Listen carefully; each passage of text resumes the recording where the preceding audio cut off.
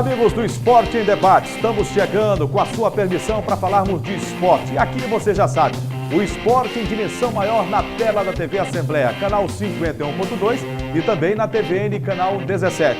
E olha só, gente, no Esporte em Debate de hoje, que está simplesmente imperdível, você vai ver. Santa Quitéria e São José vencem e abrem vantagem na semifinal da Copa FMF. Motoclube apresenta elenco para a temporada 2019. Pilotos de kart fazem balanço do ano e projetam 2019 mais disputado. Você vai ver ainda uma entrevista exclusiva com o procurador adjunto do Estado, Bruno Tomé Fonseca, sobre o lançamento do livro Rei Zulu, A Majestade Bárbara. Tudo isso e muito mais na edição de hoje do Esporte em Debate, que já está no ar. E olha só, para começarmos o Esporte em Debate, vamos acelerar. É que no final de semana, pilotos de diversas categorias que disputaram no ano de 2018 o calendário oficial de competições do Clube de Kart da Ilha de São Luís estiveram em um grande momento de confraternização, mas sobretudo de premiação, já que o Clube Kart da Ilha homenageou e premiou aqueles que no Kartódromo João Salles e em outras pistas espalhadas pelo estado do Maranhão e até mesmo com destaque nacional, brilharam na temporada de 2018. O repórter Joelson Braga esteve lá e conferiu de perto o momento de festa para o kart maranhense. Sem disputas, a pista do Kartódromo João Salles ficou assim, vazia. O sol do fim de tarde iluminando as retas e curvas era um convite a se pensar como foi a temporada em 2018. O presidente do Clube de Kart de São Luís está animado com o que foi realizado. Foi uma temporada muito boa, né? Apesar do país estar passando por um momento de crise, o nosso kart, que é tido como um esporte de custo elevado, ele cresceu aqui no Maranhão. No ano de 2017 nós tivemos média de 30 pilotos. Esse ano nós tivemos média de 45 pilotos. A perspectiva para o ano que vem é mais de 50 pilotos. Então nós estamos crescendo. Tem uma ideia, o nosso grid, a quantidade de pilotos na pista, está se assemelhando aos grandes centros, a São Paulo, por exemplo. A gente teve uma corrida aqui, tivemos 27 pilotos, mesmo mais pilotos do que na Copa Brasil. Então a gente está crescendo cada dia e graças ao nível dos pilotos também. A gente tem pilotos aqui que competem de igual para igual em toda a parte do Brasil. Nos boxes encontrei o Marcelo Gonçalves. O jovem piloto está há 4 anos no kart. Me contou que já correu na seletiva Petrobras em São Paulo e disputou provas do Campeonato Paulista. A experiência lhe rendeu o título de campeão na categoria PKB. Essa temporada foi a que eu corri, que foi a que teve mais pilotos, foram 20. E o campeonato todo foi bem disputado, vários pilotos ganharam, além de mim. E no final, esse ano todo deu para ter uma disputa massa entre eles. Agora vocês também conseguem participar de eventos fora daqui do Maranhão, como a seletiva Petrobras, o Campeonato Paulista. Qual a diferença desses campeonatos para a realidade maranhense? A realidade maranhense é boa, é um campeonato bom e tal, mas o paulista e brasileiro são campeonatos melhores, tipo com um nível mais alto. Mas aqui tem uma grande disputa, tem vários pilotos bons, experientes, que já tiveram vários títulos nacionais. Isso é bom, aqui a gente treina, ganha experiência e se prepara para um futuro. Agora veja esse cara aqui. Ele tem apenas 9 anos, está há 3 no kart e segura uma de suas conquistas. Ele foi o campeão na categoria cadete. Mas durante a nossa conversa, o pai do jovem piloto disse que os outros troféus já conquistados estavam no carro. E o pequeno Wilson, ainda um pouco tímido, fala da temporada. Foi difícil para conquistar todos os troféus, foi muita luta para conseguir. Qual é o segredo aí para ganhar tantos troféus assim que já tem aqui? Estou vendo a mala do carro cheia aqui. É ser disciplinado e obedecer aos mais velhos. O que se observa nos bastidores do kart é que há uma grande amizade entre mecânicos e pilotos. E esse clima favorece a imagens como esta. O pai já está há 10 anos correndo no kart e agora o filho de apenas 7 já se arrisca nas primeiras aceleradas. O Lauro foi vice-campeão na categoria sênior e o Benjamin vai para a categoria cadete. Na família ainda tem outro filho e a mãe, todos pilotos. Nós estamos aqui, nós somos 4 pilotos. Minha esposa corre meu outro filho maior corre e esse aqui está iniciando. E gosta muito do esporte. E aí, rapaz? Vai ser piloto mesmo? Sim, Já treinou? Já começou a correr? já. E aí, tem alguma dificuldade ou não? Não, Vai ser campeão? Vou. Igual o pai aí? vou. No ano que vem, a temporada de kart no estado começa em março. Mas os boxes já estão movimentados. No aguardo das disputas, muitos pilotos aproveitam para brincar acelerando. E os mecânicos não param. E eles aceleraram muito nas pistas maranhenses, no kart, na temporada de 2018. É claro, merece essa confraternização.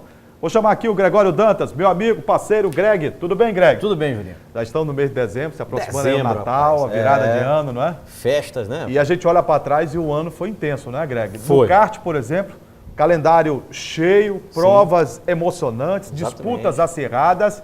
E tivemos no último sábado, né, um momento alto, né, de comemoração do kart maranhense. Isso, e a gente aqui do Esporte Debate acompanhou algumas dessas etapas, E né? fomos convidados, né? Fomos convidados, tivemos também a iniciativa da Corrida do Batom, né? Que é Com destaque no feminino. Né? feminino, aí vamos dizer, as pilotos também participaram da festa do kart no Maranhão, né, Juliana?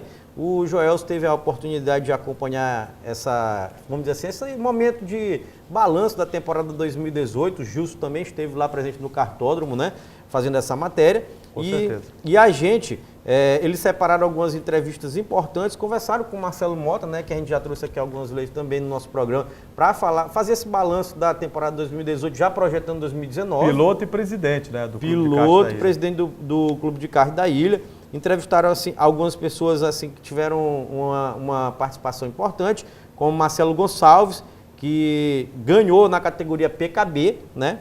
Foi um dos campeões. Também Wilson Neto, que foi o campeão na categoria cadete, apenas 9 anos de idade, né? Outro destaque. Olha só, né? com tão pouca idade, né? E Isso. já brilhando. Exatamente. E também entrevistaram o Lauro, né? Lauro Moura, foi vice-campeão na categoria sênior, na categoria sênior, né?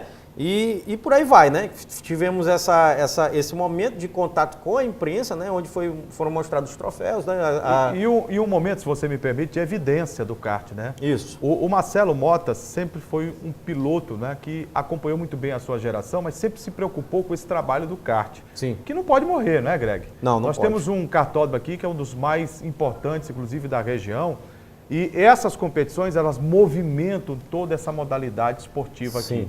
Não só para os maranhenses, como para alguns pilotos que vêm de fora. A gente Claro. sabe que Imperatriz também tem uma boa estrutura de Tem kartódromo. lá. E durante o ano, eles conquistam inclusive vagas para a seletiva Petrobras, para outras Sim. competições a nível internacional também, Exatamente. que tiveram a participação do Marquinhos, né, do Marcelo Medeiros, e o Marcelo Mota aqui ganhou várias etapas. A inserção do feminino, eu acho que é um acerto, uma coisa Foi. maravilhosa, Foi a gente ter as importantíssimo. mulheres participando também, né? Isso. As esposas, namoradas ali. Inclusive com a esposa do Marcelo, né? Conquistando alguns resultados. Fernanda, né? Conquistando alguns Fernanda resultados. Guerreiro, brilhou bastante também. nas Isso, conquistando provas. alguns resultados importantes, né? Eu gostei muito desse também, do advento dessa categoria do feminino. E sabe o que o Marcelo Mota trouxe?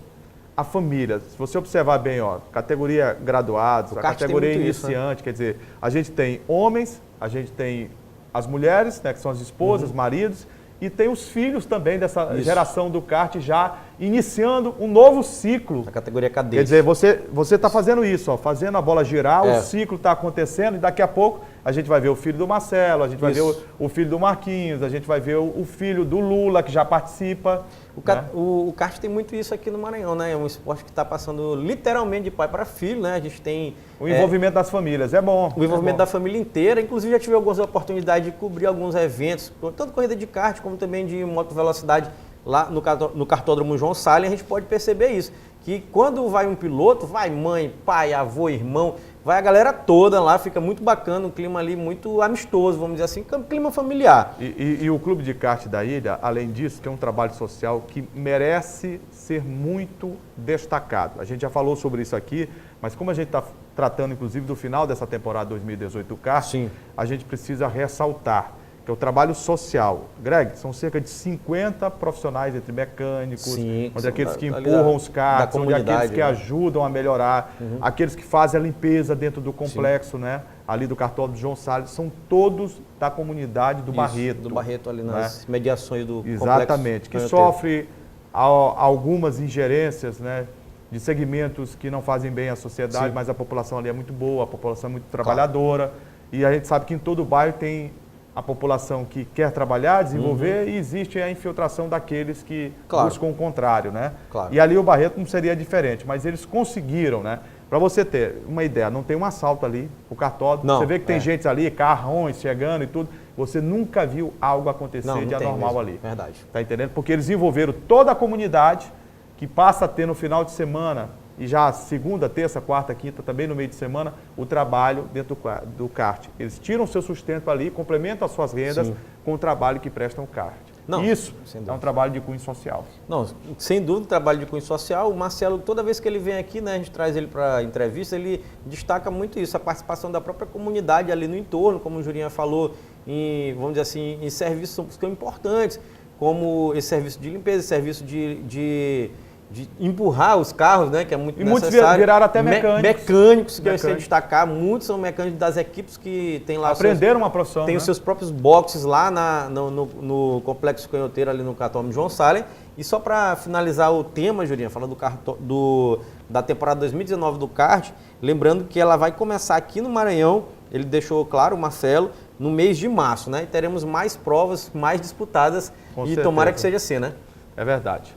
Depois do intervalo, uma entrevista que você vai gostar de acompanhar, porque ela vai retratar o lançamento de um livro que vai homenagear um mito do esporte maranhense brasileiro, o Rei Zulu, a Majestade Bárbara. Eu converso daqui a pouco com o procurador adjunto do estado do Maranhão, o Dr. Bruno Tomé Fonseca, autor do livro que vai homenagear a lenda, o Rei Zulu. Segura aí que daqui a pouco a gente volta.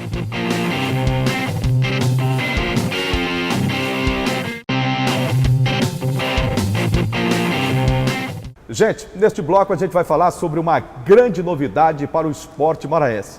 E eu confesso que fico até emocionado quando falo deste atleta, por tudo aquilo que ele representou para o estado do Maranhão e para o Brasil. Eu estou falando de Rei Zulu, um grande precursor na luta livre, hoje MMA, mas anteriormente luta livre, e ele desbravou não só o Nordeste brasileiro, o Brasil, mas também foi destaque no mundo, porque lutou no Japão e outros grandes países do mundo. É que no próximo dia 12 deste mês de dezembro, o Rei Zulu, a história dele, maravilhosa como atleta, vai ser contada em um livro, numa noite de gala. Aliás, noite esta que o Rei Zulu merece, por tudo aquilo que fizera na sua carreira como atleta. E para falar mais sobre essa homenagem justíssima, eu repito, que será prestada ao Rei Zulu, estou recebendo aqui o procurador-geral adjunto do estado do Maranhão, o Dr. Bruno Tomé Fonseca, que havia estado aqui no quadro Sala de Entrevista, no portal da TV Assembleia, e já adiantava que estava produzindo material no forno para que pudesse mostrar ao Brasil e ao mundo, né, com a materialização desta obra, que é intitulada Rei Zulu, a Majestade Bárbara. Olha o título da obra. Que satisfação tê-lo aqui mais uma vez na TV Assembleia. A honra é toda minha, senhores espectadores. Cumprimento a todos, cumprimento ao meu amigo Juraci Filho, TV Assembleia pelo espaço concedido, espaço esse destinado realmente à celebração de um grande momento de um esportista maranhense que até então estava atravessando por dificuldades muito sensíveis, tanto do ponto de vista financeiro, como também ainda atravessa do ponto de vista de saúde, nosso Rei Zulu. O Rei Zulu foi um esportista que despontou em meados da década de 70, 80, num gênero até então pouco divulgado, né? Fora da família Gracie, né? Que explorava o jiu-jitsu, mas que o domínio no Brasil era da família Gracie. Da família Gracie no jiu-jitsu, e o Rei Zulu, de uma certa forma, foi o grande desbravador da luta livre em nível nacional.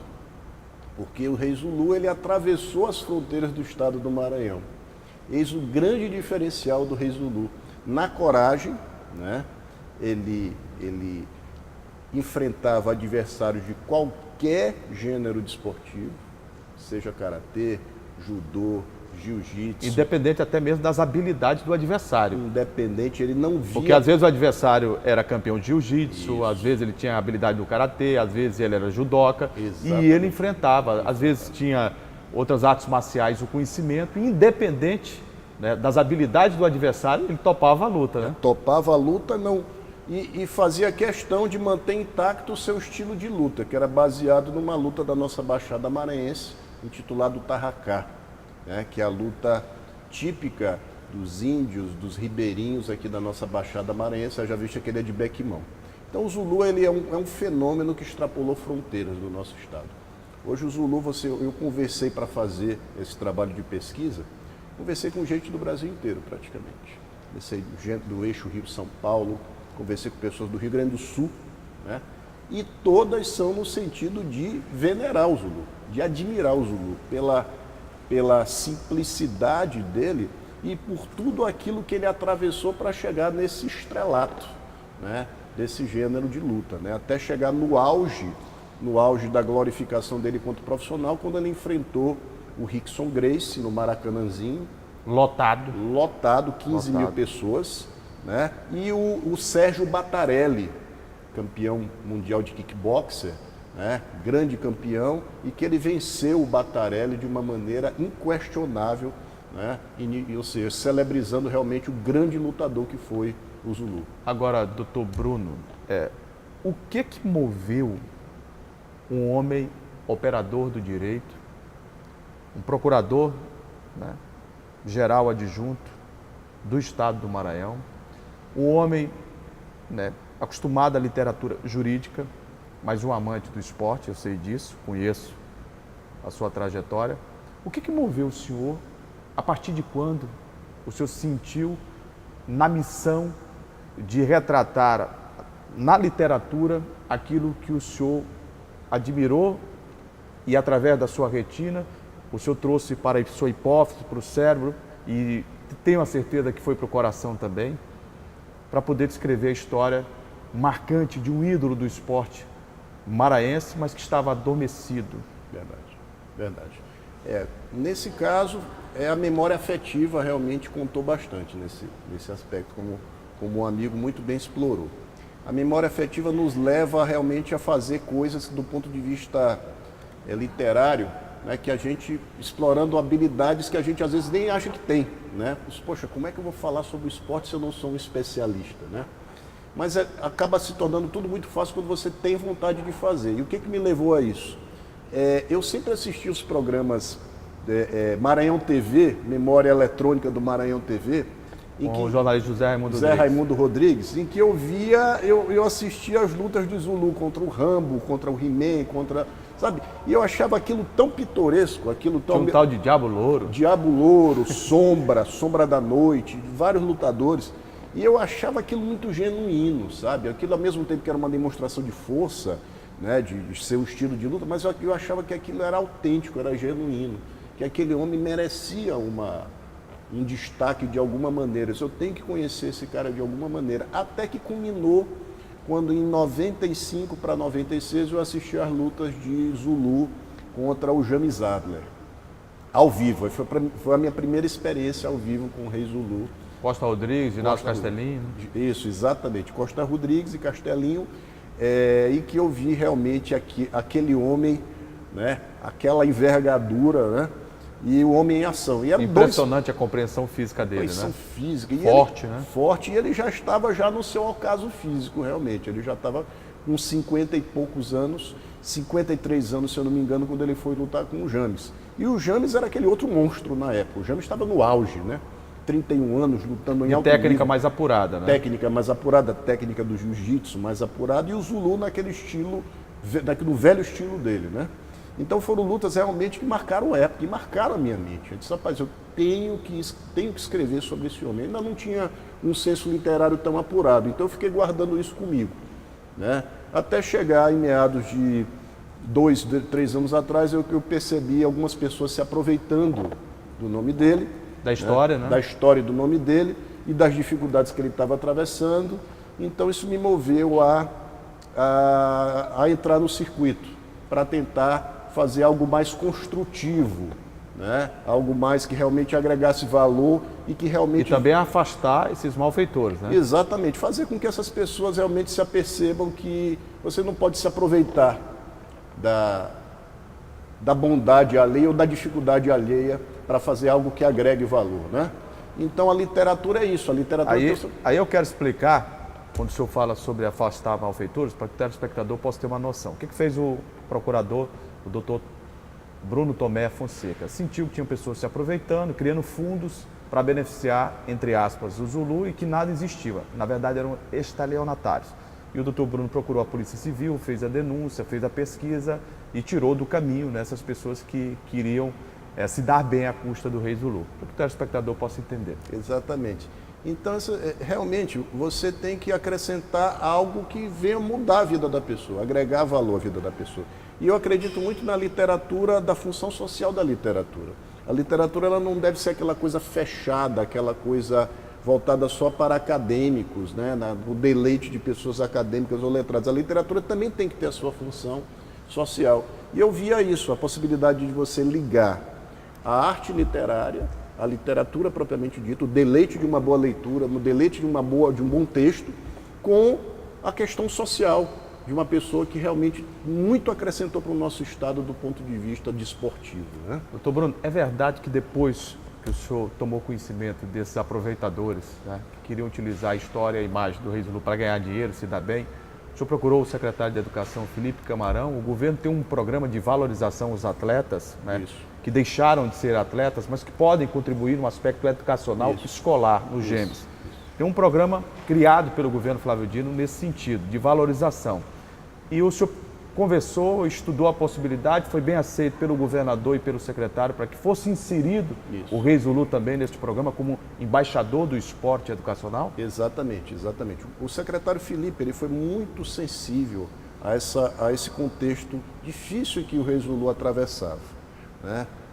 Eu procurei e disse, Felipe, o que nós podemos ajudar? Aí foi criado justamente esse programa da SEDUC, da Secretaria de Estado da Educação, que é um programa chamado Embaixador do Esporte Educacional, ou seja, você trazer desportistas que muito acrescentaram para o nosso esporte, que já estavam esquecidos e que tem muita coisa acumulada de conhecimentos, né? E orientar a juventude realmente para o esporte, né? Ou seja, o esporte enquanto algo que muda a vida da pessoa, ou que pelo menos acrescenta ou tira o vazio de muitos jovens, né? Que muitos jovens atravessam por situações que não sabem para que lado olhar.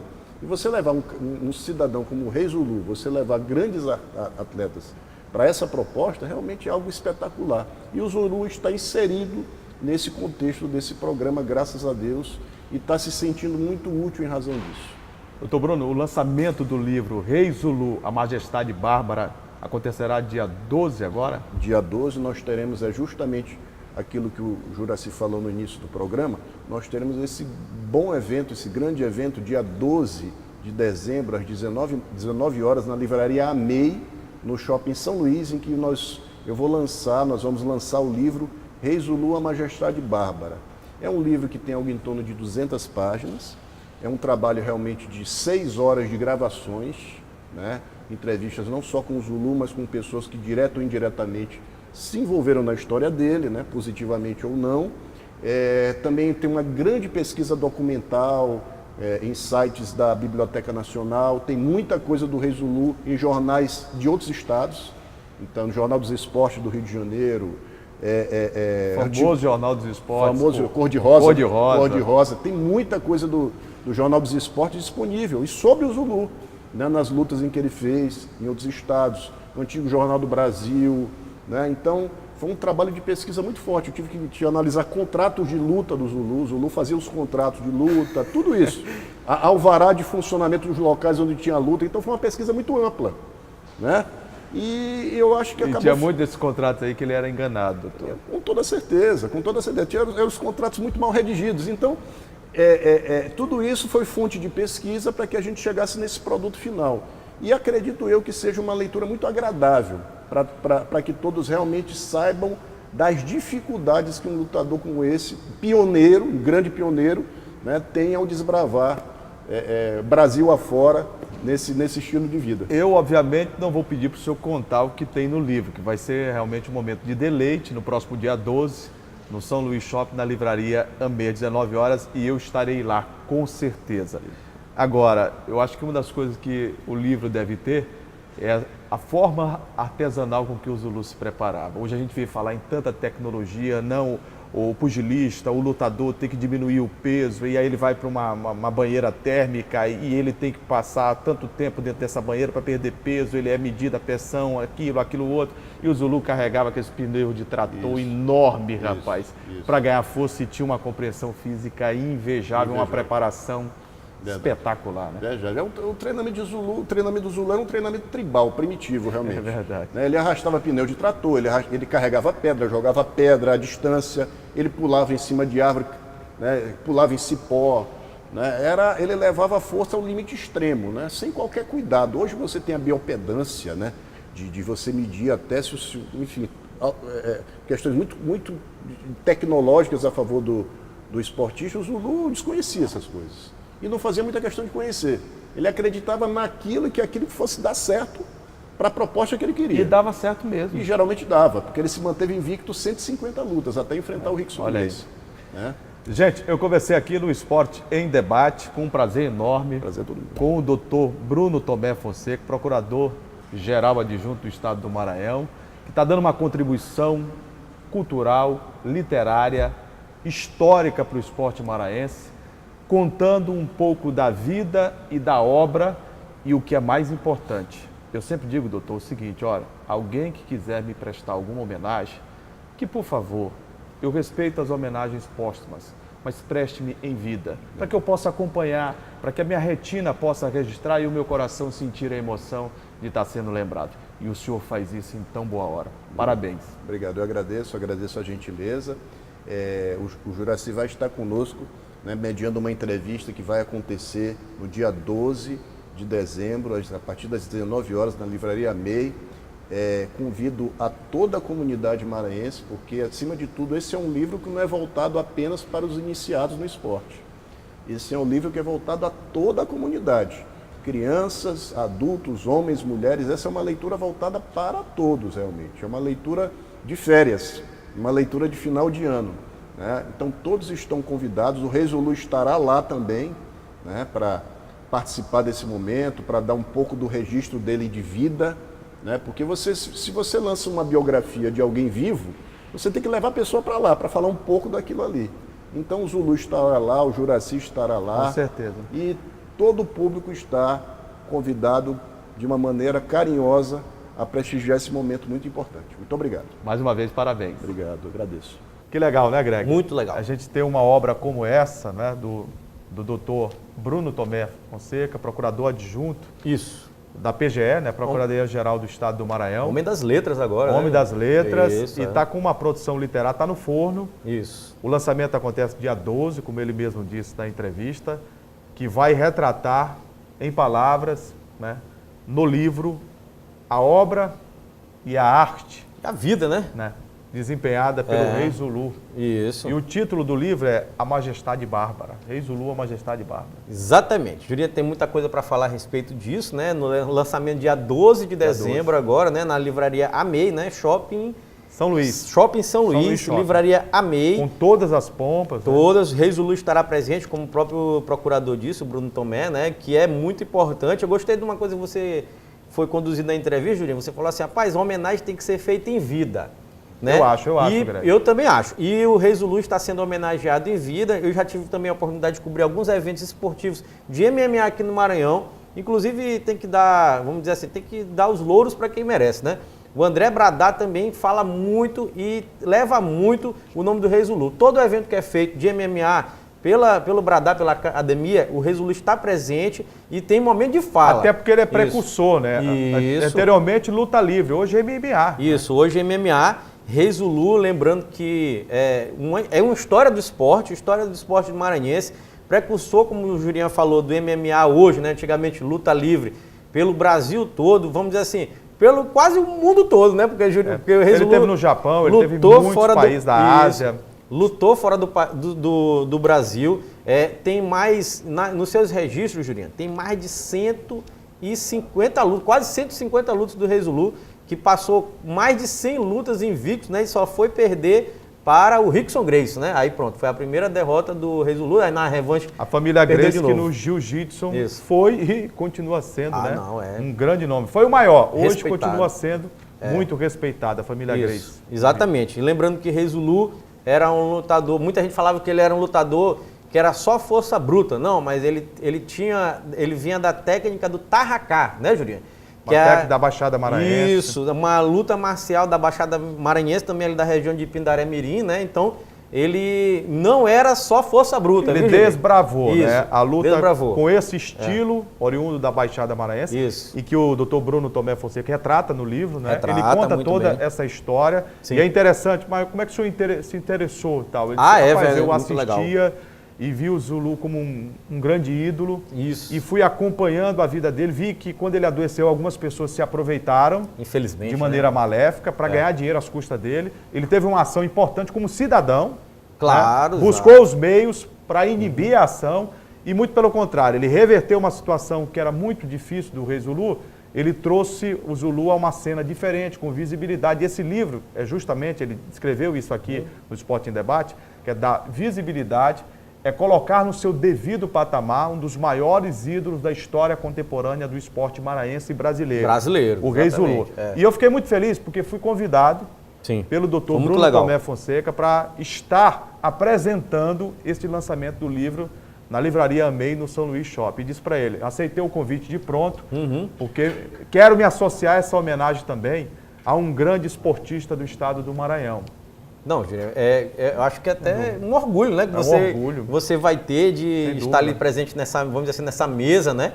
Com o Rei Zulu, com o Bruno Tomé Fonseca, uma coisa importantíssima para a história do esporte maranhense e para o Rei Zulu, né? Porque como eu fui... E é um reconhecimento maravilhoso, Isso, né? Quando eu fui falando assim de que é importante essa homenagem em vida, porque é mesmo, rapaz, o Rei Zulu tem que ser homenageado em vida. A gente sabe que aqui no Maranhão a gente dá um pouco valor para os nossos ídolos. Rei Zulu virou matéria especial documentário do programa Sensei do esporte do canal Combate, do Sport TV. O Flávio Canto, apresentador, veio aqui. Isso, veio aqui no Maranhão, conversou com o Rei Zulu, então... O pessoal de fora, vamos dizer assim, né, de fora, os estrangeiros estão fazendo, então por que a gente não tem que fazer também esse reconhecimento? Estamos fazendo agora. E aqui quero abrir um parênteses para reconhecer e parabenizar o governo do estado do Maranhão. Isso, verdade. Pela ação espetacular de reconhecimento, mas sobretudo de visibilidade dos ídolos do esporte maranhense. O Rei Zulu foi inserido, meu caro Greg, num programa do governo do estado do Maranhão. Lindo, né? Com apoio da Secretaria de Educação. Programa lindo. Do secretário de Esportes e Lazer, do secretário Felipe Camarão, da SEDUC. Sim. Esse programa é um programa de valorização, né, ao esportista maranhense. Ele foi, o Rei Zulu, inserido neste programa e passou a ser embaixador, né, educacional do esporte maranhense. Isso, e aí ele vai nos colégios palestrar. Vai contar a sua vida no esporte, como conheceu o esporte, de que maneira trabalhou no esporte, os títulos conquistados. Vai mostrar que o caminho do esporte é o caminho em que o cidadão deve fazer a opção para a saúde, né, para a sua vida. Exato.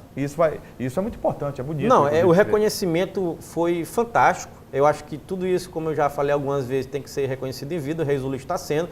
E não só ele, como outros atletas maranhenses, principalmente ele, porque foi, vamos dizer assim, o precursor de uma modalidade no Brasil, no Maranhão, no Nordeste. Então, e que nós não tínhamos tradição. É fundamental o que está acontecendo com o Rei Zulu. Essa homenagem é justíssima do governo do estado. É um reconhecimento, aliás, do governo do estado. E a homenagem foi feita, assim, pelo Bruno Tomé Fonseca, que fez uma obra literária, né? Um cara que sai da literatura jurídica, você até tocou nesse assunto, né? Falou sobre esse assunto, e vai para a literatura esportiva, rapaz, olha aí. Não, o doutor Bruno está de parabéns. Está de parabéns. Né? Está de parabéns. Ele e Rei Zulu, tudo bem. Que coisa maravilhosa. Maravilhosa. Né? Você homenagear em vida um grande esportista, um mito do esporte maranhense. Mito. É mito mesmo. E o prazer dele, né, de falar dessa obra é uma coisa que nos emociona bastante. Verdade. Né? Parabéns ao doutor Bruno Tomé Fonseca, procurador adjunto do estado do Maranhão, que teve a feliz ideia, e isso tudo vai ser materializado em um livro que será lançado A gente Lembrando, confirma, dia 12, agora de dezembro, Isso. às 19 horas, na livraria Amei, no São Luís Shopping. E nós vamos estar lá, né, Greg? Vamos estar lá, com certeza. Depois do intervalo, destaque para o futebol profissional. Na primeira rodada da semifinal da Copa FMF, Maranhão e Pinheiro se deram mal e perderam a vantagem. Daqui a pouco a gente volta para falar da apresentação do Motoclube para a temporada de 2019. E tem mais. O Sampaio Corrêa anuncia a saída do técnico Marcinho Guerreiro. Flávio Araújo pode estar de volta à equipe boliviana. Segura aí que daqui a pouco a gente volta.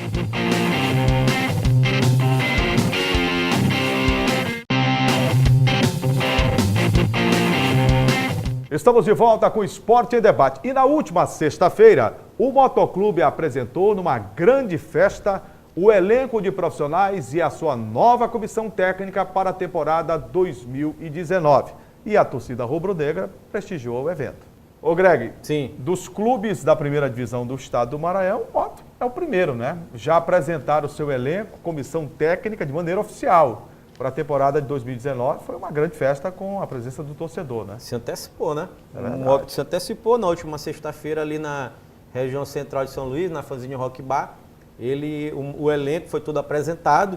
Nós temos aqui algumas coisas importantes, né, Julinha, para falar sobre esse verdade. tema, que teve alguma polêmica, rapaz. Olha lá. Rapaz, o Moto nos últimos anos sempre tem polêmica, Tem, né? mas aqui vamos começar do começo. É o seguinte, meu amigo, me perdoe aqui a redundância, né? Ó, foram apresentados, galera, torcida do Motorizada, os goleiros Vitor Paiva e Rodolfo Castro, os zagueiros Lucas Dias e Dedé, que é remanescente da base, né? Os volantes Lucas Huck e Nailson, esse é novidade, né? Tem 25 anos e o último clube dele foi o Betinense de Minas Gerais. Os laterais Gleison e Matheus Mendes e o El Carlos. Esses foram os que estiveram presentes no evento, né? Aí também aqui, Julinha, tem os jogadores que estão confirmados, mas não estiveram presentes, que é o goleiro Solano, né? O Diego Renan, o zagueiro Alisson Cassiano, André Ribeiro, que se apresenta no dia 10 de dezembro, esse aqui anunciou também, a diretoria do Moto disse que não estaria presente, o volante Vitor Salvador e o meia Márcio Diogo Pelezinho, lá da cidade de Pinheiro, o atacante Dalmo. Agora vem a polêmica, né, Julinho? O que acontece é o seguinte, alguns jogadores não se apresentaram por uma insatisfação na parte financeira com o clube. Exatamente. São jogadores remanescentes da campanha brilhante De 2018. do estadual de 2018, onde o Moto foi campeão. Sim. Da campanha muito boa da Série D, embora Muito o Moto não boa. atingiu o objetivo que era a ascensão, mas fez sim um bom campeonato brasileiro da Série D. Perdeu para o que subiu, né? Tem que sempre lembrar isso aí. O Imperatriz Exatamente. foi eliminado ali. E esses jogadores, né, estão vendo aí anúncio de que o Moto recebeu antecipação, dinheiro para cá, dinheiro para lá, e eles sim o nosso. Não veio, né? Eles acabaram se reunindo e muitos não compareceram. Agora, detalhe, cada um deu uma justificativa. Diferente. Teve um que disse que era problema familiar, teve outro que disse que já havia comunicado, e 3 desses daí, eles disseram claramente, nós não fomos, porque o clube está devendo e a gente quer receber o nosso dinheiro para começar a temporada de 2019. Não, a gente nunca vai. O técnico que está chegando agora, o Wallace Lembra, tomou as dores da diretoria e disse, não joga mais comigo. Foi. Já comunicou à diretoria que Diego Renan, que é o Rafael Santos, o melhor volante da competição, Do Campeonato e mais Maranhense, o Ricardo Maranhão, que Ricardo fez Maranhão, o gol do atacante, título. Centroavante. Ele fez o gol do título, porque o Imperatriz ganhou e o gol dele foi importante, porque com o gol que ele fez, o Moto tinha uma vantagem em São Luís e acabou ganhando o título. Exatamente, boa lembrança. E a diretoria do Moto, o que fez? Conversou com o Diego Renan, tem um contrato mais longo, resolveu a situação do Diego Renan. Mas os dois, o Rafael Santos, que foi o melhor volante Melhor volante do Campeonato Maranhense. do Campeonato Maranhense, e o Ricardo Maranhão, que foi o atacante que fez Gol do título? o gol do título, esse aí não foram perdoados. Não foram. Primeiro, na minha opinião, eu acho que o treinador que está chegando agora não deveria ter se envolvido. Isso é trabalho para um diretor de futebol, que o Moto no momento não tem, e da diretoria do Moto. Conversar com os atletas, porque não é dessa forma, radicalizando, que você vai resolver o problema. São jogadores importantes, são jogadores que já mostraram compromisso com a camisa do Moto, tanto é que ficaram até o final, Sim. depois de tantos meses sem receber. O que a gente sabe agora é que uma parte só dos salários eles têm para receber, já não existe a situação mais drástica como outrora. Mas ainda tem né? coisa ali. Mas né? ainda tem algo a receber. Sim. Então você não pode agir, no meu modo de pensar, de forma autoritária, dizer, não, reclamou, está fora. Assim, conversa, vai para o diálogo. Também acho. Não, Júlio, é o seguinte, a gente está tentando fazer com que... A gente pensa, vamos ser bem claro, que o moto vai melhorar, que as coisas vão se arrumar, que não vai ter mais polêmica, que vai ser tudo na paz, mas não está sendo assim. Esse aqui é um exemplo disso. Jogadores não estiveram presentes por conta de compromissos não acertados com eles mesmo, com o clube, que eles têm que receber, né? Isso é normal, é um trabalhador como a gente, como qualquer outro. E aí ele não está recebendo. E aí eles alegaram, mas a gente não vai porque a gente não recebeu. E aí, o que acontece? O técnico Wallace Lemos afasta E a gente sabe eles. que é difícil, né? Você tem Muito. algo para receber numa empresa, num clube. Não, vamos acertar um novo contrato, isso aqui fica para depois. Pô, depois como? Se você trabalhou, se você tem para receber. Não é presente, Juninho. Eles trabalharam por aquilo, né? Não é presente, não é um negócio assim. São profissionais, São né? profissionais, eles merecem. Por trás dele tem uma família, Claro, tem colégio de menino para tem pagar, as contas, tem o leite, tem as tudinho, contas, meu amigo. tudo. Não é assim não. E aí eles não estiveram presentes e aí foram afastados pelo técnico Wallace Lemos. Continuando esse processo de polêmicas aqui do moto, Juliano, também tem o fator que o moto esse ano de 2018, para a temporada de 2019, não vai conseguir fazer a pré-temporada no interior. E também não vai conseguir fazer no CT, né? Porque o CT do moto Tá em reforma. Está em reformas. Então o moto vai fazer uma pré-temporada itinerante pela Ilha de São Luís, que já é outro problema. Já começou a treinar Isso. e o primeiro treinamento com bola vai ser no Leão Dourado, fica ali na Estrada da Maioba. Exatamente. Vai fazer essa... Na MA 202. Pois é. E o que foi sucesso para essa temporada de 2018 foi justamente essa aproximação feita lá na cidade de Treinar em um Pinheiro. só local, se concentrar, 15 estar dias junto. lá em Pinheiro. Ou seja, nessa temporada agora não vai ter mais. Já começa errado aí também. Perde Então, muito. Já é outro ponto de erro. Torneio seletivo para a Série D do Campeonato Brasileiro. A primeira rodada das semifinais aconteceu neste domingo. O Santa Quitéria recebeu em São Mateus, porque está mandando seus jogos lá, o time do Pinheiro, que tem a vantagem de 2 resultados iguais. Primeiro jogo fora de casa e o segundo jogo nesta quarta-feira, está marcado para as 5 horas da tarde, em Pinheiro. O Santa Quitéria venceu pelo placar de 1-0. Já em Rosário, no estádio Cerejão, o Maranhão Atlético Clube enfrentou a equipe do São José. O MAC foi o segundo colocado e tem vantagem, ou pelo menos tinha, diante da representação do São José. Isso porque o Peixe Pedra venceu o jogo em Rosário pelo placar de 1-0. O Maranhão não jogou bem, o São José esteve melhor postado em campo e aos 26 minutos do segundo tempo, Tiaguinho, de fora da área, num grande lance, fez o gol que marcou a vitória do Peixe Pedra sobre o Maranhão. Vitória esta que reverte a vantagem que era do Maranhão e passa a ser agora, para quarta-feira, 8h15 da noite no Castelão, da equipe do São José, Greg. É verdade. É o seguinte, os dois primeiros colocados eram Pinheiro e Maranhão Atlético Clube, né? Tinham a vantagem, né, de decidir a segunda partida em casa e agora teriam a vantagem, teoricamente, de jogar pelos empates. Agora não mais, né? Porque o empate passa a ser, respectivamente, do segundo e terceiro colocado, São José e Santa Quitéria. Mudou tudo, viu, galera? A gente pensava assim que Pinheiro e Maranhão eram favoritos, tal, nessa disputa, né? Porque São José e Santa Quitéria tiveram problemas dentro da própria competição, né? Inclusive com goleadas. A recuperação do São José foi uma coisa impressionante. Foi impressionante. O São José, como o Julinho já lembrou, o Santa Quitéria, aliás, ganhou o Pinheiro, né? Com um gol de Giliardi, né? Giliardi, que nasceu no Parque Valério Monteiro, né?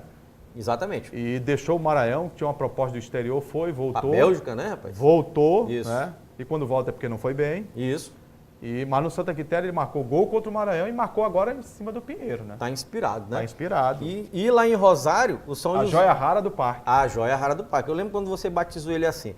Em Rosário, né? Porque o São José, por incrível que pareça, né? Aqui no Maranhão tem umas coisas interessantes, né? Muitas. O São José... Principalmente no futebol. O São José, da cidade de Balneário de São José de Ribamar, joga em Rosário, viu, gente? Olha, vou lembrar, a gente já falou isso aqui, mas não custa nada lembrar. E lá ganhou por 1-0 a equipe do Maranhão Atlético Clube com o gol do Tiaguinho, que o Juliano já falou, um belo gol. Todo o cenário mudou, foi tudo alterado. A gente vai ter agora na próxima quarta, por enquanto, é bom lembrar isso aí também, né, Você Juliano? vê que programação maravilhosa? A gente não quer falar, é mais fácil elogiar do que criticar, mas não dá para aceitar. O jogo vai ser em Pinheiro, está marcado pela federação para as 5 horas da tarde. 5 horas. Se joga, no meu pensamento lógico, eu não sei se realmente a minha cabeça tem lógica quando pensa em algo da federação. Mas olha só, se o jogo vai ser, Ricardo, se o jogo vai ser 5 horas da tarde, vai ser. Ele vai terminar à noite, correto? 7. Provavelmente perto e das para 7. jogar à noite tem que ter o quê? Refletor. Iluminação, né? Isso. E por que não botar esse jogo para 7 horas da noite, para 8 horas da noite, mesmo horário do jogo do Maranhão? Mas para quê, Julinho? Mas para que eles iam botar? Não, é mais legal ser 5 horas da tarde, na cabeça dos representantes da Comércio, Federação tudo Baiana. funcionando, funcionalismo, tudo trabalhando, tudo É em bacana, Pinheiro. porque lá em Pinheiro Ou ninguém trabalha não, em Pinheiro. Já ia dizer, rapaz, respeita. Lá em Pinheiro ninguém Ninguém trabalha. Claro que ninguém trabalha, o estuda. povo de Pinheiro é trabalhador, isso, o rapaz? povo operário. Eu sei disso. Mas a federação pensa de outra forma, que né? ninguém trabalha lá em Pinheiro. Então, por enquanto... Será que é porque o presidente é de lá e ele tem viajado muito, tá? Rapaz, eu pensei até uma coisa, eu fiquei pensando, sabe o que, Julinha? Ah. No horário do ferry. Porque eu pensei assim, rapaz, pode ser por causa do ferry. Será que ele vai e ele Porque quer se- pegar o ferry na volta? Voltando. Porque se fosse de noite, aí ia ficar difícil. Rapaz, você não é é inteligente pra caramba, será? Eu pensei nisso, porque rapaz, se for muito tarde, tem o último ferry ali, ele não pega. Se o jogo fosse de noite, entendeu? Então, Rapaz, é mesmo, eu não tinha rapaz, pensado. tem isso, Eu entendeu? não tinha pensado Não, nisso. porque aí dorme em casa, né? Boa, Então, boa, tranquilo. Olha, é o seguinte, 5 horas está marcado por enquanto, mais uma vez lembrar, né? Que é na próxima quarta, dia 5. Lá em Pinheiro, o time da casa recebe o Santa Quitéria nesse jogo de volta. Lembrando também, acabou 1-0, o jogo de ida lá. O jogo de ida em São Mateus, ainda tem isso, né, Juninho? Porque o Santa Quitéria joga em São Mateus. O jogo de ida não joga em Santa Quitéria. Não joga em Santa Porque Quitéria. diz que o prefeito lá não libera Não o estádio deixou. pro Ele é o Santa dono. Quitéria. É o dono do estádio. Ele lá. é o dono do estádio? Ele acha que é, né? Rapaz, eu não Acontece, ele eu é o ainda dono. não vi nada. Ele joga isso. Rapidinho. E aí, o outro jogo, 8h15 da noite, estádio Castelão, Maranhão e São José. Está confirmado por enquanto Ô, também. Greg, o Maranhão precisa melhorar muito. O Maranhão Precisa. é o time de tradição. Precisa de vencer. camisa. Não adianta empate. O Maranhão né? precisa, tá jogando mal. Tá o time muito não mal. evoluiu no trabalho Não, tático, não. não evoluiu no trabalho técnico. Isso. Corre riscos. O time Muito do São risco. José tem um crescimento de uma guinada de 360 Foi o graus. que mais cresceu, né? né, Geri? Quando o Maranhão venceu o São José só tinha um jogador registrado. Por isso perdeu os pontos, inclusive, em julgamento do Tribunal de Justiça Desportiva. Isso. E no primeiro confronto já com o elenco, o Maranhão se deu mal, perdeu o jogo. Tem que ganhar o jogo aqui, é obrigação. E o torcedor, você sabe, ele é muito inteligente, né? O torcedor me mandou uma mensagem hoje cedo dizendo o seguinte: Juraci, sabe qual foi o problema do Maranhão? Eu disse, eu sei, o Maranhão não jogou bem. Eu disse, não, é que gastou estoque em São Luís contra o Cordino. Tudinho. De gols. 7 gols. Aí faltou o primeiro jogo lá. contra o Não São deu José. lá, né, rapaz? Eu digo, não, rapaz, o Maranhão, esse estoque aí, eu acho que está recarregado. O Raimundinho Lopes vai trabalhar o time, Vai. tem que mexer na estrutura técnica, tática do time, tem que cobrar a responsabilidade desse time, porque o Maranhão é grande. O Maranhão precisa de um resultado positivo numa competição dessa rasteira, de nível técnico baixo, Fraquíssimo. e que o Maranhão tem que se impor, jogando em casa. Rapaz, o Maranhão tem que ganhar de qualquer jeito. É verdade. Mas ganhar mesmo de qualquer jeito, porque o empate dá a classificação para o São José, Maranhão precisa da vitória e também não é só Maranhão não, viu? O Pinheiro também tem que ganhar, porque o Pinheiro foi um dos times de maior investimento. E é o E é uma- único que entrou com ritmo de jogo. Isso, é Porque também... conquistou a Série B, né? Exatamente, também seria outra vergonha se a equipe do Pinheiro nos passasse. Ô Greg, no Sampaio Corrêa Futebol Clube está definido. Massinho Guerreiro não é mais técnico do Sampaio Corrêa. Na sexta-feira, houve uma reunião demorada, a portas fechadas, entre o presidente Sérgio Frota e o técnico Massinho Guerreiro. De comum acordo, resolveram a situação e o Massinho Guerreiro não ficará para comandar o Sampaio em 2019.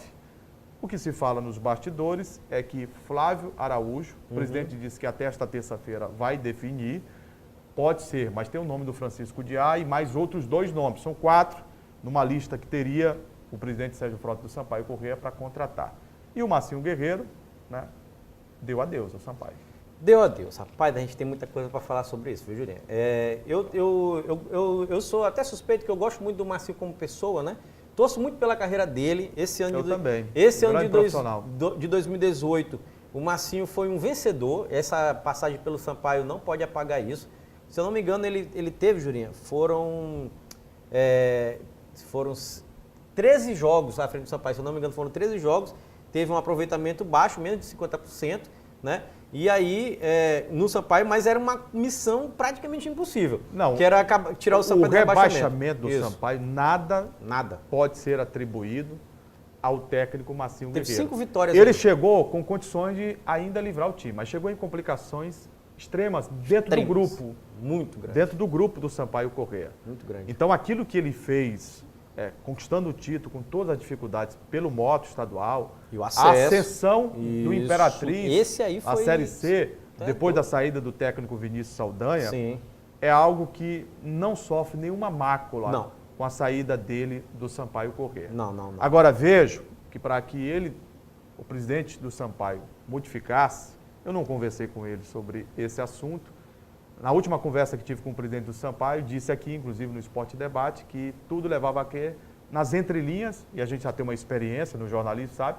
Que ele não ficaria. Pois é. Disse isso em rádio, disse aqui na televisão, o Marcinho não deve ficar, porque eu senti, No Sérgio, tá né? entendendo? No Sérgio Frota que ele não ficaria. Vejo, o que pode ter contribuído para a saída do Marcinho Guerreiro? Primeiro, um cara do bem, um profissional em formação, é bom que se diga, o Marcinho não é um profissional ainda acabado, tarimbado, não. Ele teve um início promissor, Fenomenal. fenomenal.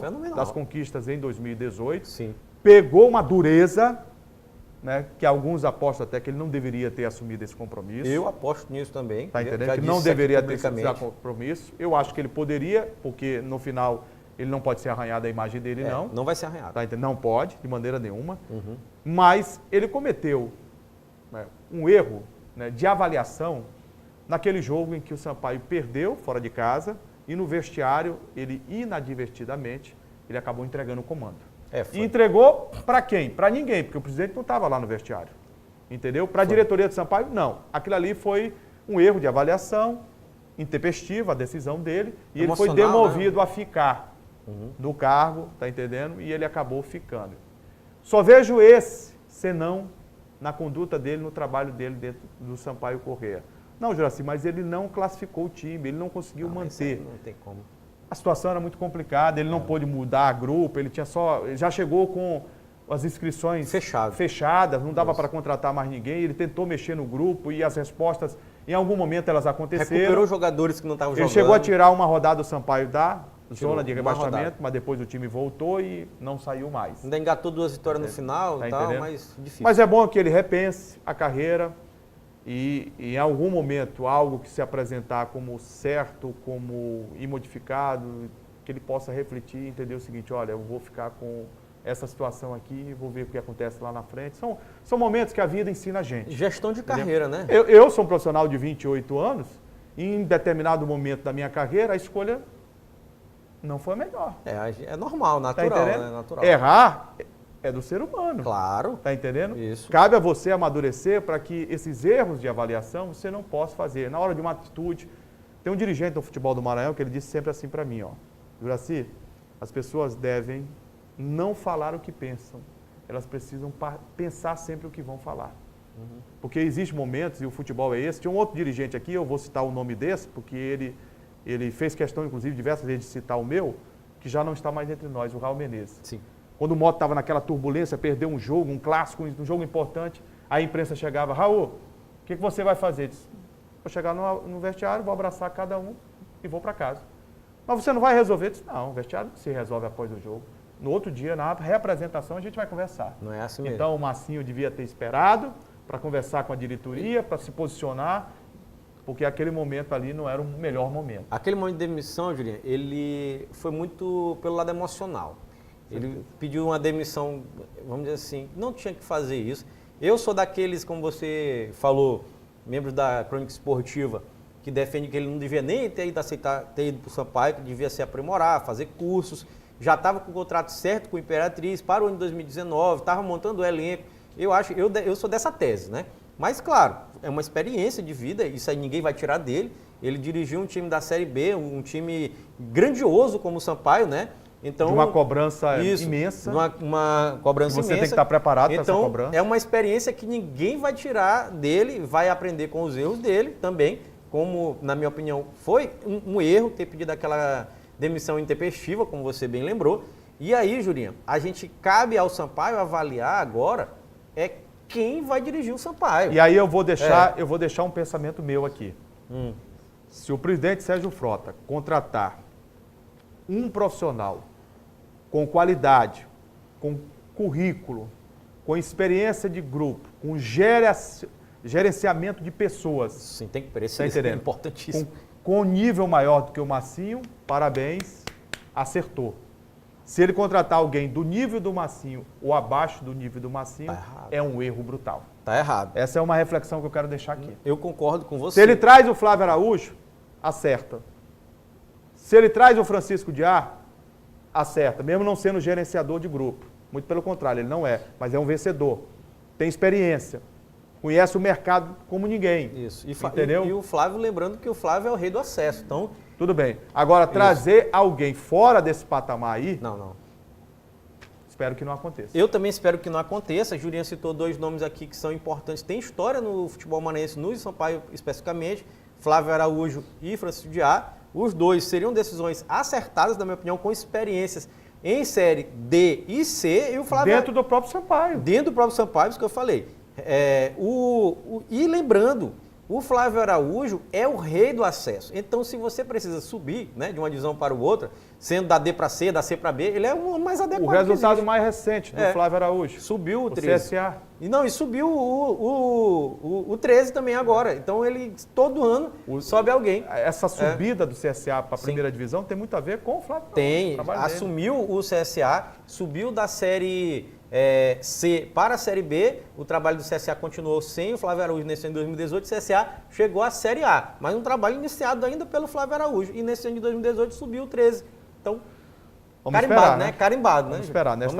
Até esta terça-feira, o presidente deve anunciar o novo técnico do Sampaio e toda a comissão técnica. E precisa, porque está marcado para o dia 10, né? Dia 10 de dezembro, o Sampaio começa a pré-temporada. Exatamente. Gente, chegamos ao final do Esporte em Debate aqui na tela da TV Assembleia, canal 51.2. Você sabe, toda segunda-feira nós temos esse encontro marcado às 8 da noite e às terças-feiras às 7h30 e às 2h30 da tarde, a reprise na TV Assembleia, canal 51.2 e na TVN, canal 17. Ô Grego, os canais de interação para que o público possa participar, dando sugestão de pauta, né? Colocando o seu comentário também nas redes sociais. Pois é, o telespectador pode contribuir com o nosso programa através do nosso canal de interação. Primeiro é o nosso site, que é o al.ma.leg.br/TV. Tem também o telefone da nossa redação, que é o 3269-3028. Nosso WhatsApp que está passando aqui embaixo da sua tela. E lembrando que o nosso programa vai estar completo, na íntegra, bonitinho. Você pode comentar, curtir e compartilhar nas redes sociais a partir desta terça-feira, no Facebook lá, e aí pode compartilhar com seus amigos. E vem aí uma super série, né, de retrospectiva, 4 programas 2018. Que vão mostrar as reportagens que mais marcaram no esporte maranhense, com toda a equipe de jornalismo esportivo da TV Assembleia, as principais entrevistas feitas aqui no complexo de comunicação da TV Assembleia. Vamos mostrar em 2 programas um debate com vários profissionais, eu, o Greg, Henrique Pereira, Joelson Braga, Ronald II, debatendo o futebol do Maranhão, o Campeonato Brasileiro, as competições estaduais. Regionais, né? Tudinho. Vem aí super grandes 4 programas né, de retrospectiva. Uma retrospectiva só de entrevistas, né? E uma só de reportagens especiais também. Além dos 2 debates. Além dos 2 debates. Greg, grande abraço. Tamo junto sempre. Tamo junto, Juliano. Grande abraço, obrigado pelo carinho da sua audiência. Até a próxima. Obrigado aos profissionais aqui que estão trabalhando. O Gilson fica dizendo, eu. Gilson, Heraldo, Ricardo, nosso ali bispo, tá né? Concentradíssimo ali no seu WhatsApp ali, rapaz. Frank tem também, está lá em cima. Frank está lá em cima. Grande abraço, gente. Muito obrigado. Valeu, galera. Tchau. Tchau.